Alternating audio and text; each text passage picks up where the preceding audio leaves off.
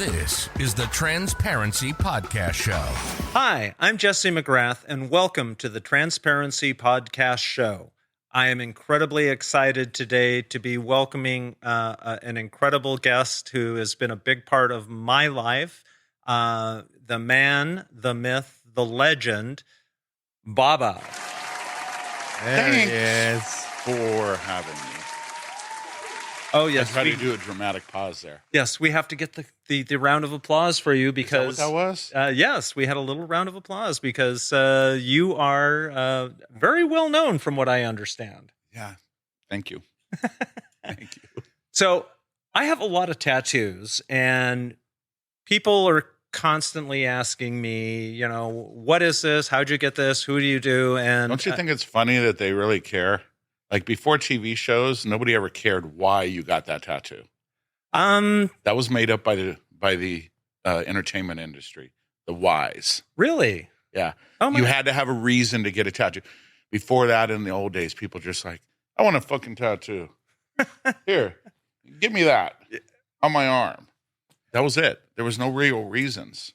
Yeah, well, I personally like the idea that it's art and that you are an incredible artist. Oh, thanks. And when people ask me, I say, well, they go, who's your artist? I always love to go, just some guy who's tattooed half of the porn stars, half the rock stars in Los Angeles. Yeah, if I can get the other half, I'd be really happy. Let's hope we can get... Because all the porn stars got old and they don't do porn anymore. Oh, no. Or, unfortunately, some of them passed. Yeah, I mean... And the young ones aren't even stars. They just have sex on film. You actually dated a number of them over the years. Dated like 3. Fooled around with about 100. Yeah, I only dated like 3. So I met you, it was close to... In an alley? No, it was on Hollywood Boulevard. No. Rest my case. The alley came later. But I met you, I think it was 7 years ago now. Maybe 8 years ago. It's hard to believe that COVID was 4 years ago, so I'm all lost. Almost 5 years ago. Yeah, it's. So I'm kind of like, really? That was 7 years ago? I'm looking back on some of these things, and it's like, wow, this has been a long time. But I think it was 2017, and at the time, I had a roommate who wanted to go to this club, and she was like, you got to get on Instagram, you got to do this. And I'm like, what? Yeah, whatever, You're all, what's Instagram? I'm like, whatever this. And so anyway, she ended up dragging me out to this club. No pun intended. And standing. This is going to talk shit. This is going to be fun. Standing on the steps was my pedestal.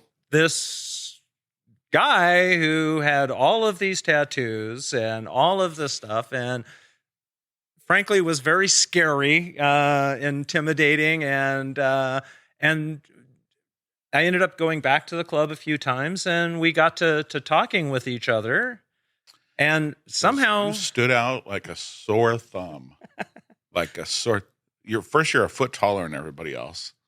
I am a little bit tall, yes, and you didn't bother dyeing your hair black or whatever. So here's this big woman with blonde hair just walks in, right, floating over everybody else. Yes. You couldn't be missed. It was, when I first got in there, got to admit, I was a little intimidated by the whole As thing. Everybody is. When you first went there, you were like, what the hell is this? Why do I feel like something's different here? I was like what is this? And it was your first taste of freedom. It really was. And I will admit, I had gotten a couple of tattoos before I got to know you. My first tattoo was when I was 50, and it was this little tribal sun on my stomach, which really made no sense, but I thought it was like really, wow, incredible. I'm getting a tattoo. Woo. I love the way you said your stomach. Well, that's where it was. It was between my stomach and just below my belly button, and it wasn't that far down. And so so I got that, and then I had gotten a tramp stamp that I had designed from some crap I had seen on. That's another word that somebody not in the tattoo world made up. Really? Tramp stamps. Who made it up? Probably jealous wives. Probably jealous wise, because why? The majority of the people that got it, the girls that got it, were either strippers or young college girls that had like this amazing figure, and it accented the lower back, and that's all it did. Yeah. And then somewhere, people that were jealous and haters started calling it a tramp stamp, like trying to put it down. Oh, you have a tramp stamp. You must have been a tramp. Well, for a lot of time, the tattoos were looked down upon by True. That's most of society. That's because people didn't know the history. And so we've seen a big change over the last 20 years. That's because the tattooed people took over as the old people died. See, people with tattoos went into the industry and decided, oh, well, I have tattoos, so I don't have to like conform to all this crap that the two generations before were doing. I mean, even still today, there's still some law enforcement agencies which prohibit any illegal display of tattoos. Yeah, there's a story about that too in LA, and it's my fault. I did the tattoo that got that cop fired and banned. Oh, no. And which made the LAPD put the sleeves on. Oh, wow. Yeah. It was a picture of his wife naked with cuffs over her nipples with his hat on. Oh, geez. That was it. Nothing was showing. You couldn't even read the badge number or anything, but some touchy person in the thing got offended. Said that tattoo made people look at her different, and she had a shape like me, so there was nothing that they were looking at. But still, I'm not body shaming, but I'm just telling you the story that happened. I'll body shame later. I just, I wish I can remember his name. Officer George, whatever. I'm not sure. He was a little midget dick, though. Well, you've tattooed little Irishman cop. Yeah, I wonder why. You've tattooed a lot of cops. Yes. And a lot of sheriffs and federal officials. And no CHPs. They don't allow it at all. Girl Scouts will get that shit before the CHP will. No, they're just pussies. So I was at this club. You saw me gradually kind of change a little bit. And then I thought I need to get a tattoo. And so... That was nice of you. I went down to your shop and I got a picture of you in your shop there with your flash and rates and other things. Look, there's barely any gray hair. It's my computer worked. Yeah. It was a Bob few years broke ago. that computer. Look at it, all this QAnon conspiracy stuff. My computer just decided to fizz away. And so what'd you do to it? I visited your shop and we started working on some tattoos. Yeah, you had really good ideas. So before we get to, my tattoos and all that, let's hear a little bit about you. Well, I went to Juilliard. No, you didn't. You're originally from LA. Born and raised in Hollywood. I was literally born on Romaine, right by Gower, literally half a block away from the cemetery. Oh, wow. Like, that doesn't explain anything. Did you spend a lot of time there when you were growing up? No, because at like a year and a half, we moved to the Sunset Strip right across the street from Rocker Ralph's. Oh, wow. It says Rock and Roll Ralph's, but nobody called it that back then. It was just Rocker Ralph's. Just Rocker Ralph's? Yeah, Rocker Ralph's. And your mom was involved in My great-grandmother was in the industry. She was an actress and a singer. My grandmother was in the industry as a model, and she tried to be an actress, didn't work, so she ended up being a taxi dancer. You know what a taxi dancer is? Oh, yeah, the dance club. Very low-end prostitute. 10 cents a dance. 10 cents a dance. She didn't put out or anything, but I'm just saying that. And then she went on to more darker things in Hollywood with, Mickey Cohen. Uh-huh. Oh, I remember you telling me about that. Eddie Nash, if people even know who Eddie Nash is. Well, Eddie Nash made Mickey Cohen look like a bitch. Eddie Nash was the dealer in Hollywood. And the enforcer. Wonderland Murders. The Wonderland Murders are all tied to him. There's a documentary out now about that. There's Boogie Nights where the Eddie Nash character is in there with the little Asian dude throwing firecrackers. Firecrackers, yep. Yeah. Yeah, no. So my grandma worked for him. Oh, wow. But then my grandma also had this other stuff going on. My mom was in music and the music industry. She saw the Beatles at the Hollywood Bowl. And then later she met my dad on the Strip, and she was the manager of his band. She was also a waitress at Dupar. She was a waitress at Canner's, and she was a waitress at the Rainbow. Oh, wow. I had a birthday party. I don't know how any of that keeps happening. Yeah. And so she was in the club scene and stuff. Later in the late 70s, she my parents got divorced when I was 9, or split up. So that was 76. So by 78, 79, she was finding herself, I'm going to go do this, and I'm going to be this, and and it was kind of cool. It's kind of embarrassing because your friends are like, your mom's a kook. She listens to Led Zeppelin. You have a mohawk. But yeah. And then she eventually got involved with the Music Machine, which at the time was called the Cowboy. Yeah. So she was heavily involved with all that. Ended up being partners and running the whole punk rock thing at the Music Machine from like 1980 to 86. And so were you artistic at that point? Were you drawing when you were a kid? Both my parents were artistic. My grandmother was artistic. And we were encouraged to just do what we wanted. Like, it was kind of like a bohemian thing. Yeah. Like little hippies, but we weren't the hippies. When I say we, I'm talking about me and my brother Odie, because we're a year apart. And at the time when my parents were getting divorced, we were living in the valley then. Okay. So we were hanging out at a tattoo shop in Van Nuys that was on the way to school.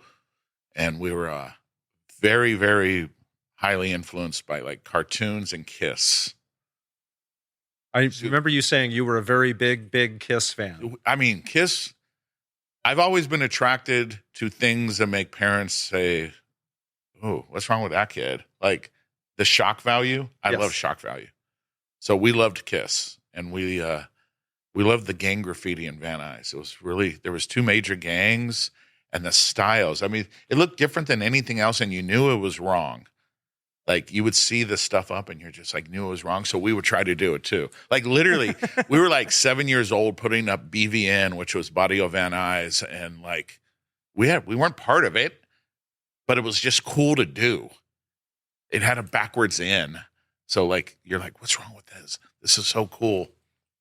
Mixed with everything else. And so you started graffitiing at a very young age. Later in 82, I started doing what's recognized as graffiti now. Street art. Yeah, we don't call it art. No, it's vandalism. Real writers, and that's what we call ourselves. We don't want your permission. We never did. We like doing it at night. We like doing it right in front of people. We don't really care. To us, if it's public, it's ours too.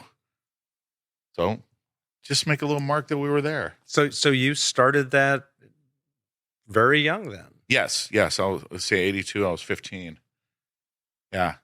It was just, I was influenced by the gang graffiti, and then the New York graffiti showed up when a guy named Zephyr showed up in LA. Yeah. And I was just like, what the fuck is that shit? Look at those letters. Like, first, who the hell picks a ZPHY? Like, you know what I mean? Yeah. Those letters they're not normal to write. So when you see those letters huge, you're just like, wow, that shit's epic. And my friend, Joni, she was kind of fooling around with him. So I got a firsthand meet. Oh, wow. So that was kind of cool.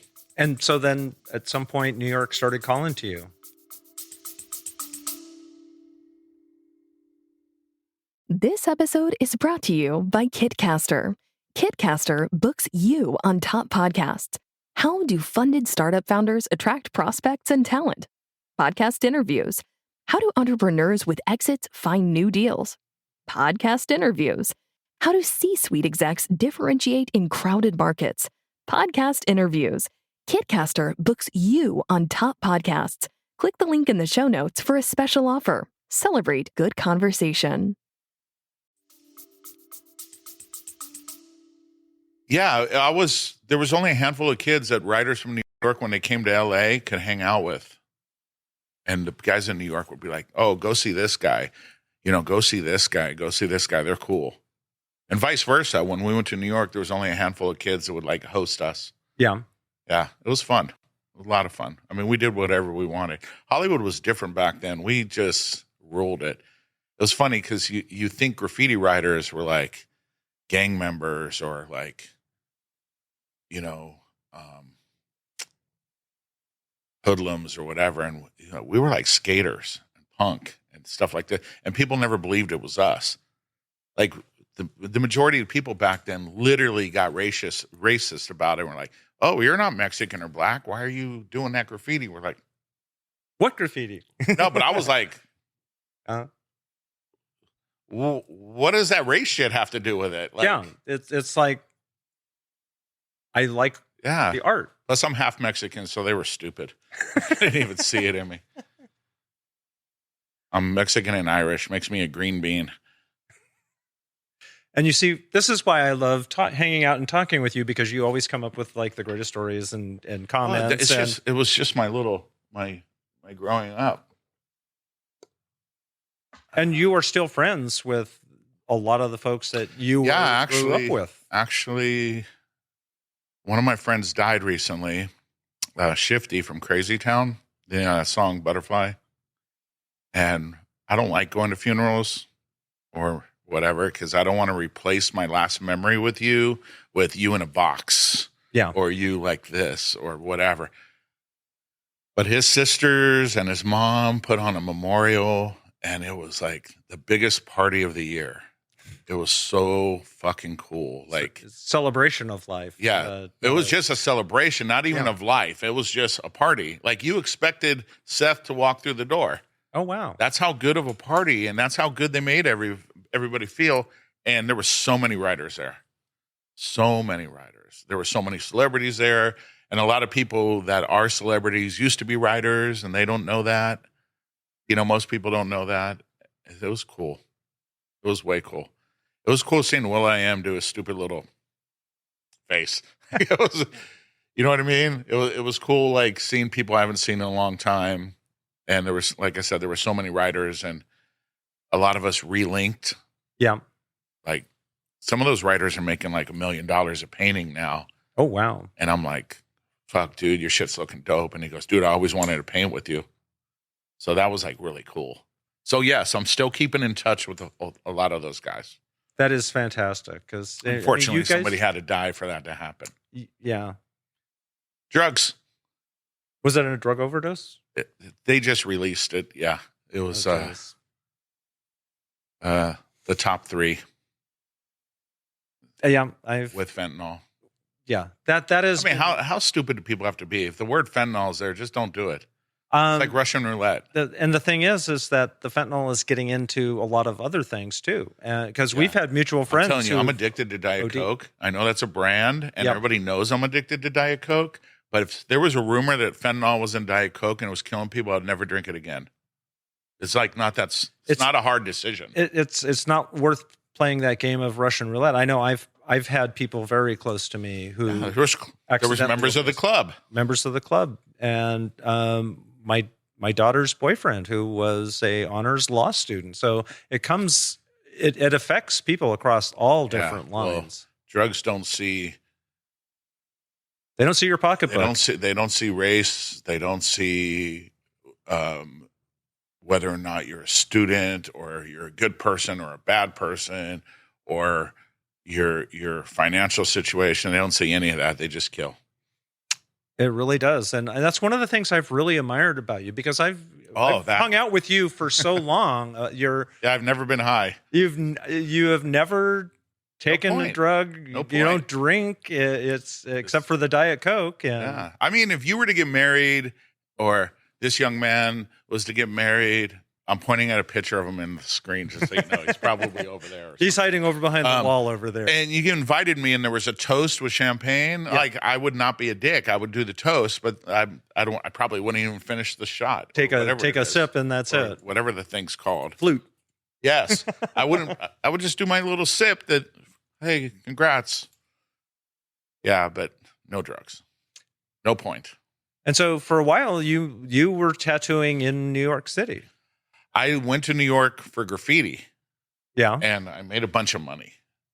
and I didn't realize that You met a lot of folks. that's in Hollywood. Yes, I figured this one was from Hollywood. That was after New York, and that was in. We opened up a shop on Hollywood in Las Palmas, and you can't see it, but I'm holding the jacket that I airbrushed for him for Body Count, his metal band. Wow. Yeah, and so he signed it. Look how skinny and young both of us were. And Ice-T's like looking like Morgan Freeman and shit now. He's all old, but he's still tough. I was going to say, you actually, when you were in New York, hung out with Ice-T, or not Ice-T, with Vanilla Ice. Yeah, that was a process. Like I created something, and it eventually got his attention, and then the rest is history. He actually just sent me a video of our video. We have a home video. Oh, wow. That it's stupid, but he sent it. He goes, "Look what I found." And he's a great guy. Have you tattooed Ice? Actually, I've only designed his tattoos. Oh, wow. Yeah, he gets tattooed a lot at the time by Mario Barth, who's a friend of mine. Oh, wow. But when we were on tour, I just barely was learning how to tattoo. So I drew up one of his tattoos, and I drew up another one of his tattoos. So he's got him tattooed, but he got like tattooed in Guam, one of mine. He just keeps the stuff and does what he wants with it. When we see each other, it's the probably a dozen times that we've seen each other since 91, 92 has been either at a tattoo convention or he's performing and I'm backstage and side stage, whatever. And there's like, that's it. He's on a flight. Yep. Like, that's that. And then you've worked with a lot of celebrities, and one of the other ones was Tommy Lee. And actually, I never tattooed Tommy. You didn't? No. His wife at the time, Pamela, filmed at our house for VIP. And my wife at the time, Kimberly, was like, "Oh my God, like we're doing this." And they invited Kimberly into the little parts, and they like filmed on my daughter's thing. But Tommy, I've bumped into 100,000 times. And that picture right there was taken at JFK. We were on the same flight. And I think my brother took it, or Kim took it. I think my brother took it because there's one of Kim. But Tommy was an old friend back then. It's like, I think that's his third time of not being insane. Because he goes crazy. But Tommy's always been a nice guy. Yeah. Like, there's others that are big names that I actually, like Dave Navarro, I've tattooed. I remember that. Him and Carmen did. Carmen she didn't get one. They filmed a show at my shop for VH1 called Set and Skin. And after it was all done, he goes, "Now I'm going to get something from," and I did Addict on him. Oh, wow. Yeah, and he still has it. He's covered up a lot of stuff, and he still has it, which makes me feel good. I text him every once in a while, but he's been going through so much the past couple of years that. Oh, and they just had the big blow up in New York. No, Boston. Or Boston? Yeah, because Isabella was there. She was backstage. Oh, yeah. Yeah. And Isabella's another mutual friend that we have who you've done a lot of tattoos on her. Yeah, her whole thigh. And she's... And her ribs. Yeah. Yeah, we actually, we did a book that you did with some of the folks that you've tattooed. And I like how you're segueing into this really quickly. You're like, let me shut this fucker up and go to another part. No, I had an idea of doing a book associated with the dark romantic style of tattooing that I like doing in the style of Madonna's sex book. And that's how I wanted to do it. And then it morphed into other things. And we had 3 locations. And you were at the house part. And you were at the dungeon. I remember you were at the dungeon, but we didn't shoot you at the dungeon. No. We only shot you at the house. We shot Crystal? Crystal was at the dungeon. We shot at the dungeon. Yeah. We had a Disney girl there at the dungeon, and I remember her seeing you guys and being like, what am I getting myself into? And I'm not showing the pictures that we have from the book on that because... Actually, there was a picture. There were a couple pictures of me. No, when you showed me the pictures that you grabbed. Yeah. The black and white ones from the book. Oh, the introduction picture. Yeah. Yeah. No. The black and white one of your side is from the book. Oh, I didn't have the black and white one on there, but yeah. No, that's okay. We go back. Oh, that's not. That's at the shop. Yes. Okay. Yeah, we have one similar to that in the book. Yeah. have it. No, we're not going to show that one. But you took, when we were doing the setup and I was with the photographer inside. Zach, you took a picture of me from the outside window. I have that too. It's kind of, and I do too. And I'm just not going to share that with everybody here. It's on my Instagram if somebody wants to go track it down and find it. But it was like in a really normal looking house from the outside, but the inside is really, really dark. And I never clean my windows on the outside. So looking through this dusty ass window, and it was nighttime by then, and the room was lit up. There's Jess. So I'm like, and I'm blown away by that picture. It is so amazing. I lost it at one point when my iPhone went into the bottom of San Pedro Harbor. And I remember you getting wet. I didn't know it was the bottom of San Pedro Harbor. It was in the dock area, and I went down and dove down, and I got it. And so, but that's how tall she is. She can just reach down and go to the bottom of the harbor. Oh yes. I mean, your nickname for me was Big Bird. I wasn't going to go there on this podcast, but yes. We're like Big Bird's here. But everybody loves Big Bird. Yes. It's not like it's a bad thing. Big Bird is a very popular. And only a dick wouldn't tell you about it. That's right. I did tell you about it. You did. So and I love that. So you also have met Ed Hardy. Well, Ed Hardy is not a clothing designer. Yes. Everybody knows about him, but they don't know it's him. Really? Yeah. There's Ed. That's Ed. And on his stomach there is the sketch for my thigh. So that was right after he tattooed me. But Ed was known as, his first name is Don, but he was known as the Don because he was the best of the best. And he did these incredible pieces. Ed was, if you read his biographies or see his documentaries or whatever, he was just hungry for tattoo knowledge. And he just kept studying and then somehow morphing it into his style or juxtaposing it into his, whatever word you want to use. And he became like the Don. Like you couldn't touch him. And there was only 3 and he was number 1. And who are the other 2? Don Lucas. No, wait, I got that wrong. Not Don Lucas. Don. Why am I going stupid right? Well, Jerry's the one that stole a bunch of Japanese or Chinese designs and made it American. He also stole it from Brooklyn Joe Lieber, but he stole these designs and then made them his own and then used those styles that the Japanese were doing with the 5 layers. Is that Sailor Jerry? Yeah, he was. Okay. If you read his book, I mean, he's kind of cold towards people. He says, oh, we'll do what these Japs do. That's the words he uses. But we'll do it better.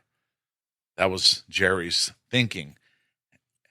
And Don Nolan. That was it, not Don Lucas. Don Nolan. Okay. Yes.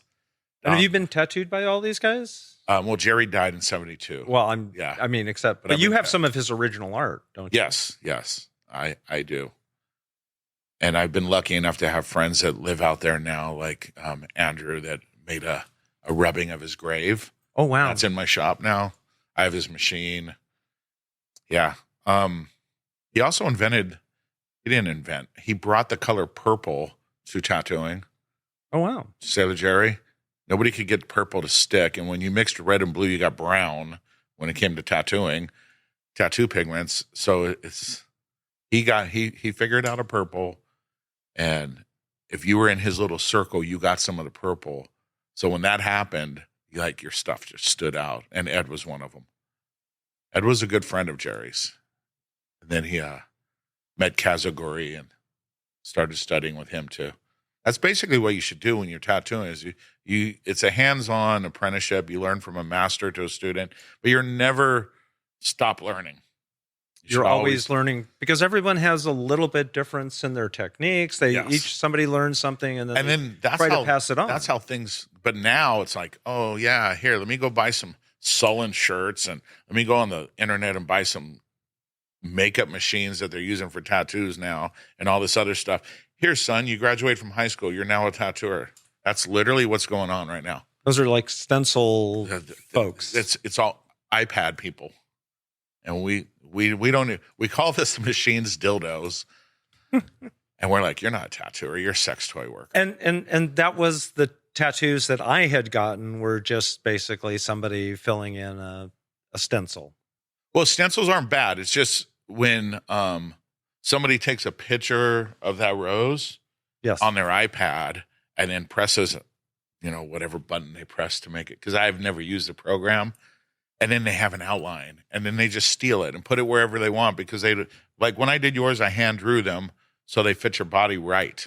Like, so the shapes that you had, the tattoos move with you. Yeah, that's what I was going to try. We're going to go into a little bit on how you do what you do and the amount of work that went into some of the stuff that you put on me. Jonathan Shaw, my mentor, was all about placement. He was all about, he would freehand most of the stuff. He invented a style, and he would take the shape and you would move and he would draw in the shape. And to this day, he still does that. And that's where I learned all that. I learned placement was so important. And then freehanding with the muscle tone was just as important. And that was all from Jonathan and his stuff. I mean, he put a stencil on me like 9 times to get it right. The first tattoo he did on me. Yeah. Because it just didn't fit my muscle tone right. And then he did it. And it's to this day, it's perfect. And I think we got what? The next one is what? The photo of, this is when I said I wanted a tattoo, I said I wanted 5 roses for my 5 kids, and you came up with this incredible side piece, which is 25 times bigger than I thought I was going to get. But when we already acknowledged she was Big Bird, right? So when I went in and you hand drew this on me, to show me where it was going to go and placement and all of that, I was suddenly like, oh, wow, I want to do this. And it moves with you. And it's a different styles of doing black. And I completely had fun with this one. What I found out is that you used all different kinds of techniques in the design of this tattoo.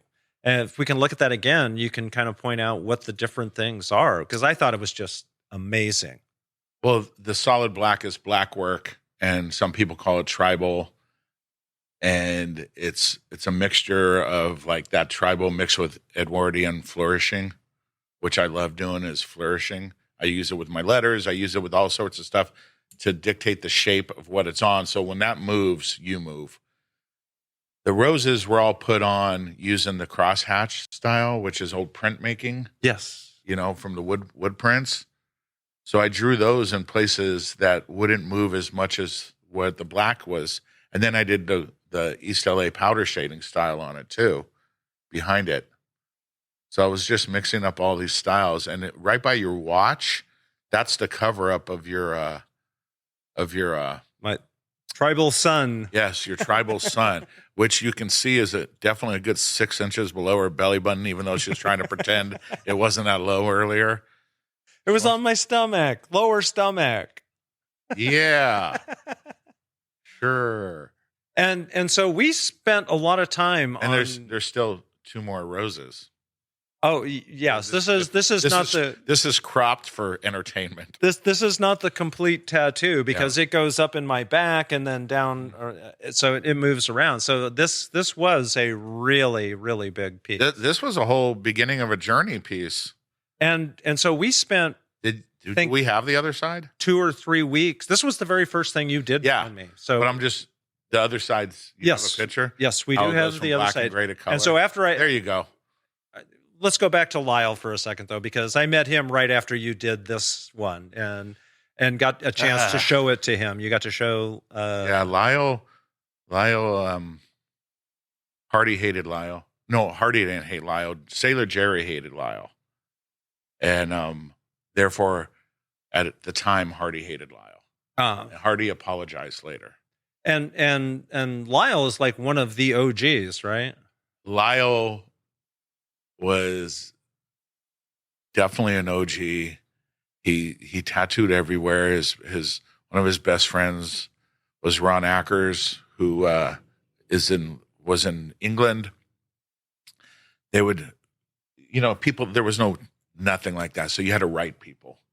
So all their correspondence would be through the mail, and they would send stencils, And at the time they were acetate stencils. So you would do a rubbing or whatever and make a pattern. And they would do all this. They would send machines back and forth. Lyle probably had the biggest, he's dead now. That's why I said had. Yes. Biggest collection of tattoo machines ever. He was the go-to. If you had something and you want to know anything about it, Lyle knew. And he always had these like little one-liner jokes too, like, oh, this is a boat anchor, throw it away, shit like this. If you look behind him, it says Rolling Stone. Yeah. He is the first and only tattooer to be on the cover of Rolling Stone. Oh, wow. Back when it was a paper. And he falsely got credit for tattooing Janis Joplin's wrist. Janis Joplin's wrist was done by Pat Martinick, who was a Canadian, who couldn't really take credit because he was illegal. So he didn't want any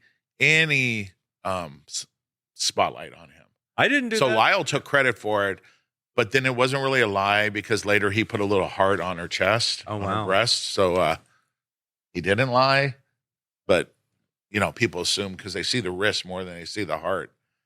Yeah, Lyle was the king of San Francisco. And I think this was at the Tattoo Expo out at the Fairplex. Yeah, this is Pomona. And I'm honored that you asked me to come out and get a chance to meet him. Well, you showed interest. So, you obviously proved that you were cool. So, plus people don't, everybody knows. I sponsor that show for the past 22 years. Yeah. We tour all over the country with it. And you do Tucson and... Not Tucson. No. I do Phoenix. This year, because we changed the locations all the time, was downtown LA, Pomona, San Francisco, Phoenix, and then in November of this year on the 8th, 9th, and 10th, we'll be at Westworld in Scottsdale, Arizona. Okay. But we did do Tucson once, and it was horrible. It was horrible. So I think like 100 people showed up, and I tattooed about 10 of them. And getting an appointment with you sometimes is kind of difficult because you are traveling all over the country. Yeah, I just made an appointment today for Norfolk, Virginia. Yeah, I travel everywhere. But people don't, I post it all on Instagram, and then they're like, are you in town? Like, no. No, didn't you see my I'm in Houston. I'm doing... Oh, that we do Houston too. Oh, that's right. I forgot that. I'm like, I'm in Houston. They go, oh, I thought you did that already. And so now going back to the side tattoo that you did for me, I originally went in and said, I want 5 roses for my kids on this side, and I want a single color rose over here for me. Mm-hmm. And we spent a lot of hours on that right-hand side. And when I said, okay, well, let's make an appointment, I want to get my rose, you were like, yeah, I can do that. But, and then you came up with the most incredible idea. Do you remember what it was? Of course, Original Sin. I just want to hear the way you say it. You said, okay. You're the receiver. You know what I mean? It was, I was sitting there and he goes, okay, yes, I can do, a rose here, but, we've been working together. I've listened to your story. You have an amazing story. We've talked with each other, and I've kind of gotten to know you. And I said, and you have that little tribal sun there, and what the fuck do you have that for? It doesn't make sense. He goes, so what I was thinking we could do is I would come up with a lotus flower cover-up of that tattoo, because the lotus flower is something that is beautiful that springs out from mud and darkness. Yes. And that it would then transform over to a flower, but not a rose, but an exotic flower, a flower that is unlike any other. And who are we talking about? And we incorporate the Original Sin and the apple and the snake. And I was like, this was right after it was done, so there's a lot of swelling on there. So, the gray shading behind it got really light, so you can make it out better now. But the red that you see are the belly scales of the snake. I'm describing it so you're... Yes, I can see it here also. Oh, yeah. Oh, yeah, and it's going to be on the screen here. So yeah, it's on the screen right there. So there's the apple down at the bottom with the thing, but then you have this, like, flourishing thing of beauty. But we left your butterfly and your little stars in there. Yes, because that was the 5 stars for my 5 kids, Yeah. and I do a lot of 5 things. And this is another one where it also moves with your body. When I was drawing it on you, I had you stand and move, and I drew all the cross lines and stuff like this. So if you go from the black through the lotus into this, it was like my way of seeing your story of transition. So the tattoo is transitioning too. So and because of that, I've then kind of decided that all of my right hand body side, legs, arms, and such are black ink tattoo, and then it transitions into color on my left hand side, and it's kind of become a metaphor for my transition that I had this darkness and this colorful. But the darkness wasn't bad darkness; it could have been any darkness. See, it could have been dark and romantic. I mean, your kids aren't bad, so those those 4 roses. It's some people don't understand darkness when you say it. They don't understand there's a beauty to darkness. When you're in a complete darkness, the smallest bit of light you appreciate. And if you're in the light, you never appreciate it. And I was in some dark places at different times in my life. And that alley in Hollywood that we first talked about. She was tagging. Oh, yes. You, okay. So just so everybody knows, every time I see Baba and I walk in and I'm with a friend or something, he goes, "Hey, hookers." And I keep saying, hooker is my favorite thing to call women. And I'm especially if they're fun, because they're fun. And I'm always like, it's kind of a compliment. I'm not a hooker. I don't charge. I'm a slut. I'm a hoe. I'm a hoe. Exactly. But so you came up with this idea that was just so friggin' incredible about my story. It sucks that it's done now. I would love to keep working. I'm looking at this now and I'm like, yeah, I know what I was doing there and there. Fuck yeah. But it's all gone. Right there, it wasn't done yet. That was second sitting? That was like the 3rd setting at that point. But yeah, there was still some more shading and other stuff that needed to get in. There was more that needed to happen. And because the flowers are not done on a lot of that. There's some more that are down lower there was a lot more color in it still. Yeah, it's bright as fuck now. And it is just so good. And Jessie had no problem getting naked in the shop. It was a closed shop. Okay. It's a tattoo shop. It was not closed. Fucking door was open. Door's always open. Yes, and you also pierced my nipples, so that was sitting out there in the open, and my tatas were hanging out. And the girls from Oxy get their nipples pierced right there now. And so you really like tattooing on me, I guess, because you've seen pretty much every side of me. I would never, ever, I can't fucking stand Bruce Springsteen. I would never, ever have suggested anything Bruce Springsteen. And you came to me with one of them. And I was like, okay, all right, let's see. So I made exceptions in my personal preferences because of the shit you've come up with. And what we're talking about on my thigh here is I have a verse of Bruce Springsteen's Brilliant Disguise. And I never even heard of that. And Baba had no idea what the song was. And it was something that I really, I listened to a lot when I was going through my divorce. Side note, me and Jessie talk a lot about music because we both loved it and all the stuff that she's done and the stuff that I've done. So we're always talking about music. Go ahead. And we talk about a lot of things because we spent a lot of hours together. Yeah. But the one thing we seem to agree upon always is music. And your first show was Leonard Skinner, right? My very first rock concert was Leonard Skinner. See that? Just shortly before the crash that killed Ronnie Van Zant and Steve Gaines. Yeah. And your first public event was the Crucifixion of Christ, right? Well, I don't go quite back that far. I heard you waved at him and got mad because he didn't wave back. He had a tattoo. Lyle Tuttle did it. Lyle told you about Born that to one. Lose. Yeah. So I actually, the verse that I took was we stood at the altar, the gypsy swore our future was right, become the wee hours, well maybe baby, the gypsy lied. And we did gypsy lied bigger.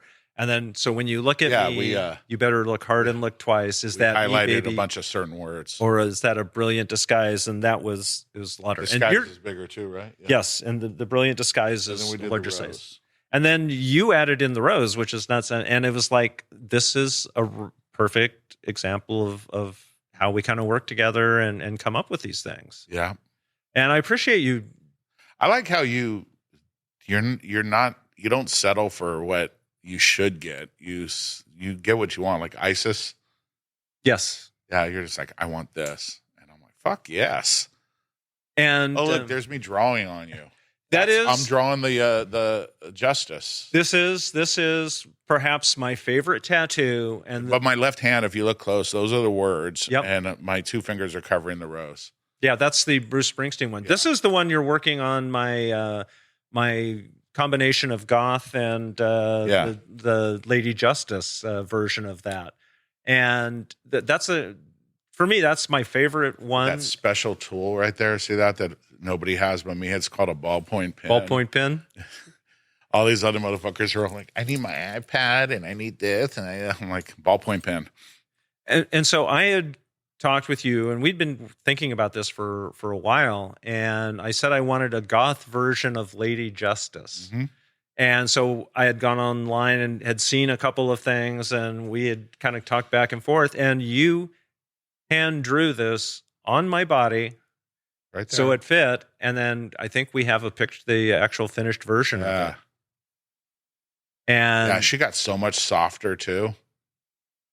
Like right then is right after I did it. So yes. A lot of people don't know that when you're doing gray tones, you have to do it twice as dark as you want to be because the water will wash out and it'll be really light. So that came out a lot lighter. See? And so this is, I don't know if we can see on the camera that. Yeah, see, it's very much, it's just an incredibly that's beautiful soft. tattoo. I love that piece. And wait, what were we supposed to on the jacket? Yeah, so I have a Vintage. 1960s Wrangler jacket that I kind of tie-dyed, and She got in her 40s.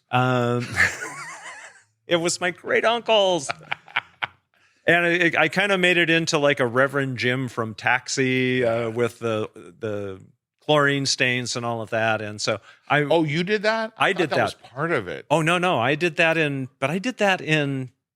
like 1982 or something like that. So, or it was in college I think it was for a Halloween party, and I was going as Reverend Jim from Taxi. So do people know why you got Lady Justice? Do they know your background? On the podcast, Yeah. folks. So yeah, they know I'm a lawyer, and they know that I'm Cool. They don't, I think, get the goth version of that, and that's from the club that I had gone to and had kind of goth immersed is in that. just such a generic word. Like most of us didn't really use goth, or Adam would play dark. Yeah. It's people are like, wait, this ain't a goth song. I'm like, well, no, it's because Britney Spears is toxic, but if you listen to the lyrics and forget that it's her, it's a dark song that could have been played by anybody. Yeah, no, it was a dark.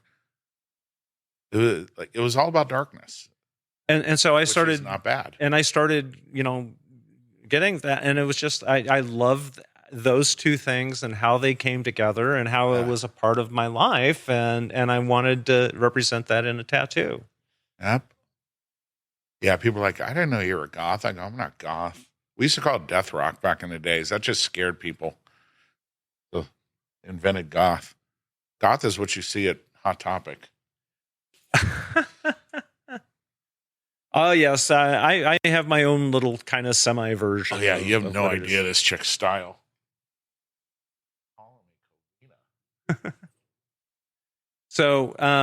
So we've worked together on a lot of these different things, and every now and then you do something and you post it, and I'm like, no, this fucking hooker. This hooker, I'll draw something and post it, being like, I'm working on this, and she'll be there within 24 hours or call me, being like, I'm getting that, take it down. And then she gets it, and I never get to tattoo it again. I started drawing Flash, and Flash are designs that are for everybody. They're not customs. They're a page. They're custom because I drew them. Yes. But I'll do them more than once. And you have a page that has multiple different versions. A bunch of designs. So Designs. you steal those before I get to put them on the big sheet and get them for yourself. So now I can't do them. But I mean, I love the fact that I did them. And I love the fact that you got about 4 of them? I have like 4 of those. Yeah. Yeah. Yeah. I'm like, damn, this is cool. Too bad I can't do it again. And it's like, I love the fact that I have some really original, one-of-the-kind designs that I love come the from fact somebody that you who's throw all sorts of weird left field shit at me, and then it comes out like looking cool, like your fairy. Like, oh yes, nobody would ever think I did the fairy. I have on my down low down here, and if you can kind of see it a little bit there. You see it?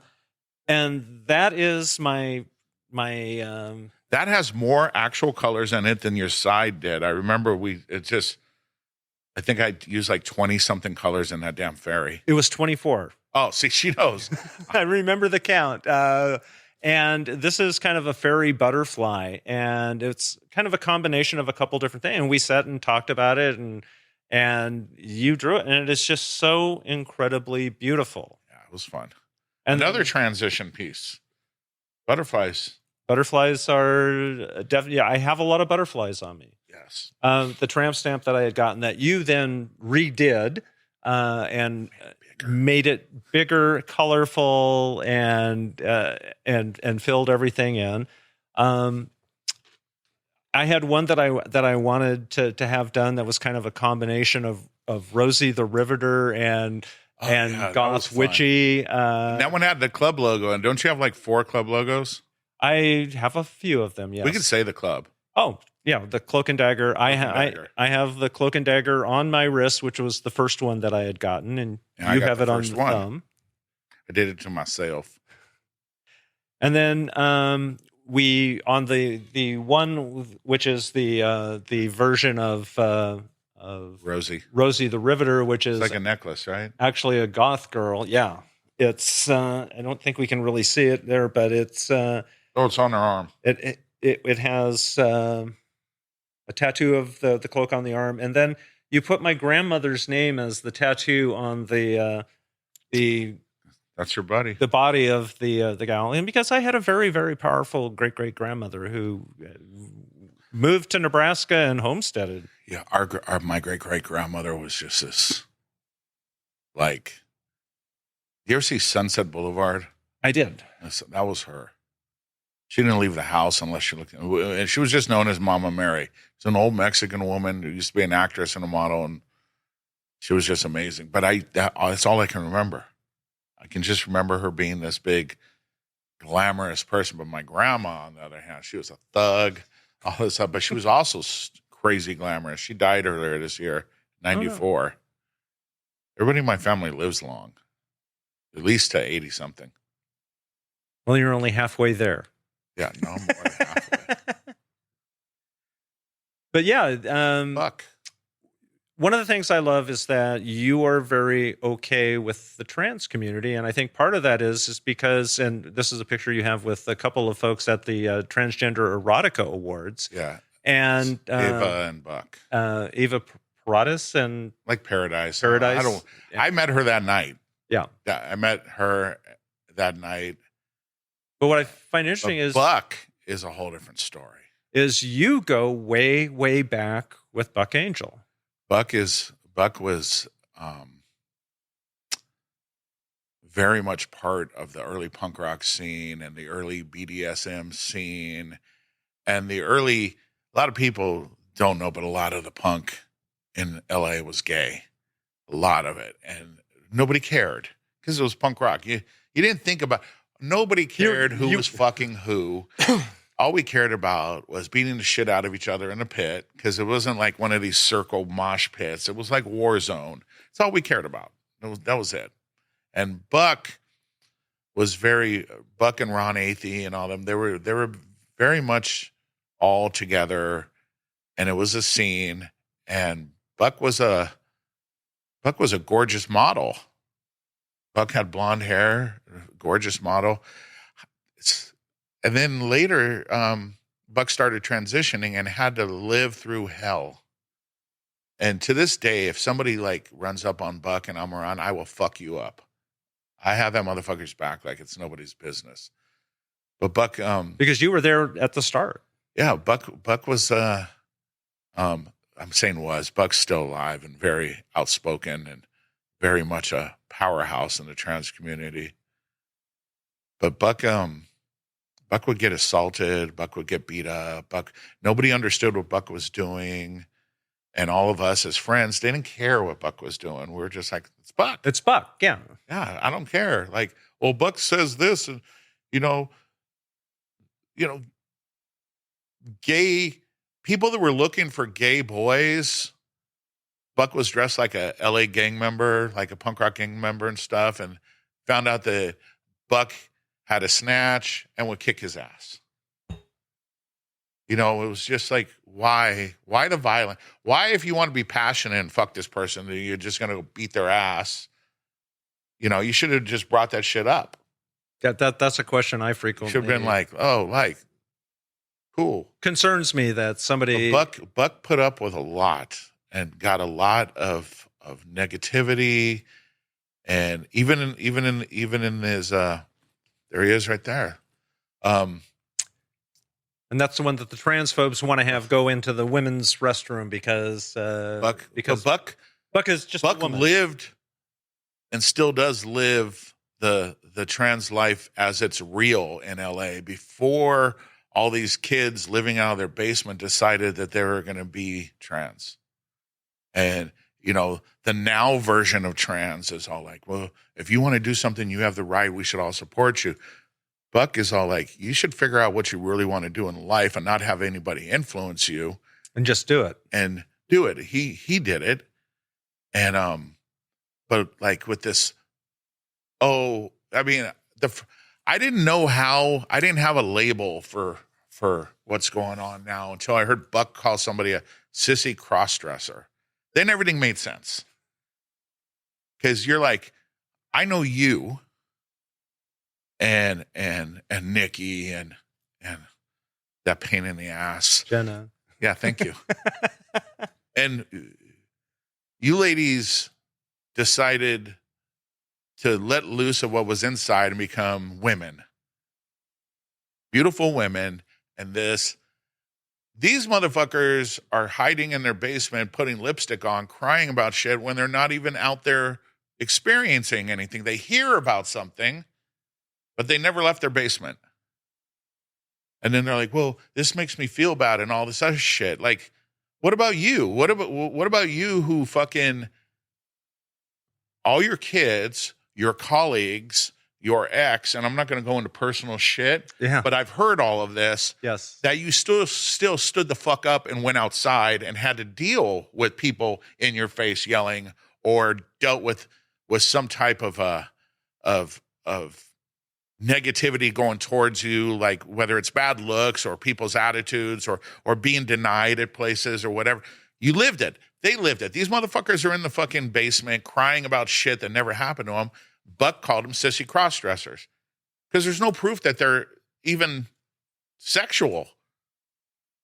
They're hiding. This is a whole big issue, but I understand your views because we've talked about them, and I respect your views, and I understand Buck's views, but I've known Buck so much longer, and I've known the shit that he has put up with, and the fact that anybody even questions him.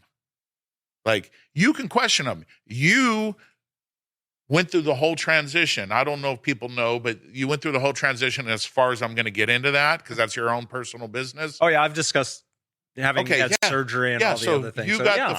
You got the rearrangement. I went all in. You jumped in the goddamn deep end, grabbed your phone out of the bottom of the lake, the harbor. You jumped straight in and dealt with it. There was no turning back for you. There's no turning back for anybody. I understand that Nikki and them, like, what they do for a living. Yeah. If they did do what you do, they'll lose money and lose interest. Yeah. But you jumped in. So to me, you and Buck are like true trans. And you stand up, you're on this side and he's on this side. and I'm in the middle, but I don't give a fuck because I'll kick somebody's ass for you too. But Buck's had my respect before any of this shit even became popular. Before anybody knew what trans before it became was. popular, like what happened to furries? I don't like to say popular. I just like to say I say it because these people aren't doing anything. They're just more open, crying, and they have these crazy ass fucking opinions, and they're getting like crying and yelling and shit like this. It's like, really? It's a difficult subject, and it's a difficult subject for me as a trans person to navigate to a certain extent, because but it's no matter what, it's your own journey, it's their own journey. And what I say is that, look, I can't speak for anybody else's journey. I can only speak for my journey and what I've gone through and what I view and what I needed to do. And it's an intensely and deeply personal thing. I mean, you having watched it's a personal journey. It's everybody's original. Yeah. Like, your journey is your journey. I personally, if I was having the desire to change and I was going to go in that direction, if I had questions or something, here's somebody who's been this way forever. Yep. I mean, I think Buck started transition like maybe the late 80s. Maybe 90, 91, something like that. And what do you have, 7, 8 years under your belt? I've got 10 now. 10. Yeah. 10 years. Fuck yeah. Yes, I am. 10. So here's people that live this, did this. I would ask them. I would be like, I don't know what I'm feeling here. I wouldn't go to some fucking therapist that's getting paid by the hour to listen to you and not give you any answers that are concrete just so you can keep coming back. And I wouldn't listen to anybody who's either hardcore pro or hardcore phobic on the issue, because they're only going to say their own personal opinions and try to change. Yeah. But here's two people that have changed on both ends of the spectrum. And, I would trust both of your opinions. But, like, did you do any of Buck's tattoos? No, we keep talking about it. He called me. I mean, we texted today, and yeah. He's very busy. Well, Baba, I think we could talk for hours. Easily. Is that timer starting a over? lot of the fuck up.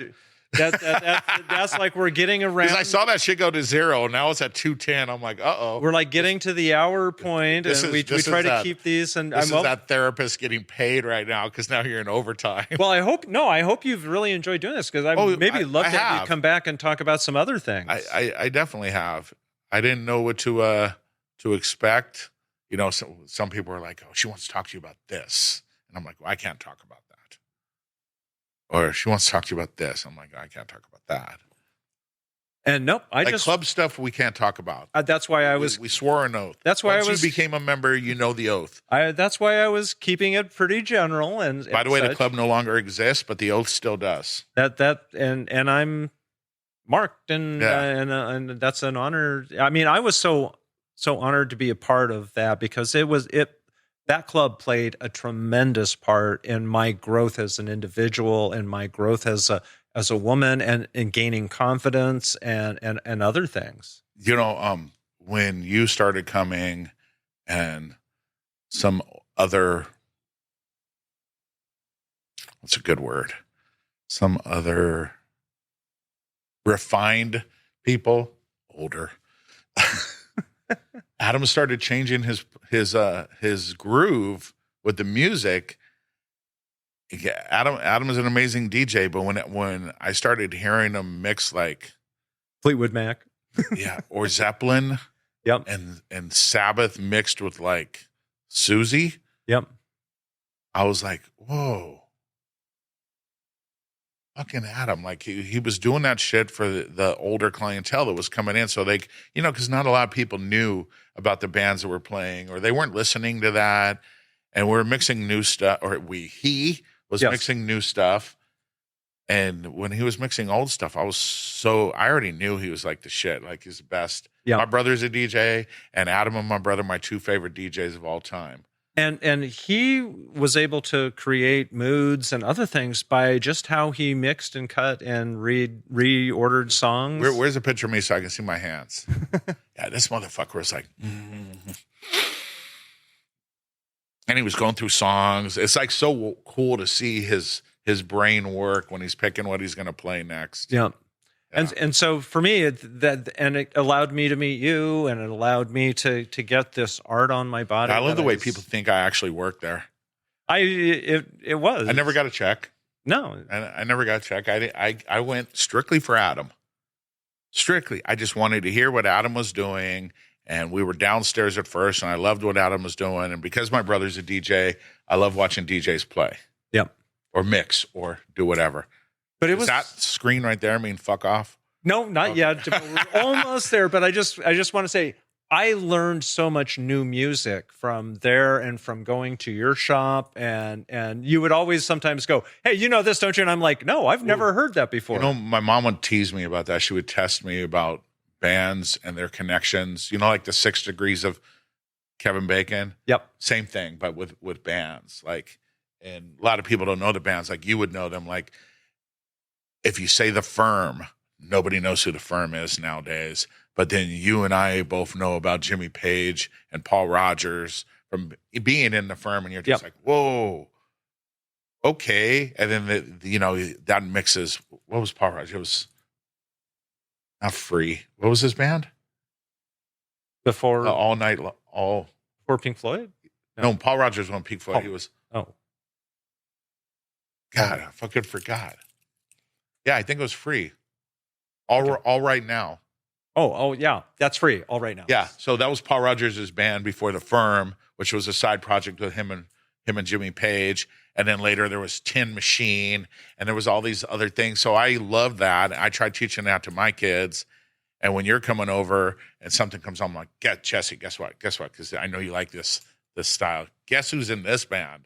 And that's what I love about you. And that's that was why all beaten into me by my mother. I hope we can get back and we can do just a music show one time talking about old music. And are we allowed to? Yeah. Free. I think so. It's free. Yeah. Yep. Bad Company, Free, The Firm. See? Yep. So, thank you. Paul Rogers is an old traditional tattooer. Is Not he really? him, same name. Same name? And I'm going to go see his grave when I'm in Norfolk next week. Well, thank you, Baba. I have to say, me. this has been such an honor for me to get a chance to talk with you and to get you to introduce in the you world to. Stop this for the past 2 months. We've tried multiple times and we finally managed to do it today. So thank you so much, and thank you. Dope studio though. It is a dope studio. Looking around, it's pretty dope. It's comfy. I really enjoy coming here and you do getting porn a chance. here. Look at him laugh. No, there is no porn. No, we do not do porn here. Stain. But thank you, Baba, for coming. And I do want to say to everybody, if you enjoyed our little podcast today and my discussion with Baba and discussions I've had with some of the other folks, or if you have questions, or you want to call me names. Baba's information will be included in the download. So if you want to get an appointment with Baba, you will be able to hopefully get that done. But click on the like and subscribe button so you can hear this and other information that we put out on the Transparency Podcast Show. And thank you all so much. And thank you, Baba. My finger was in there. Thank you. Thanks for having me.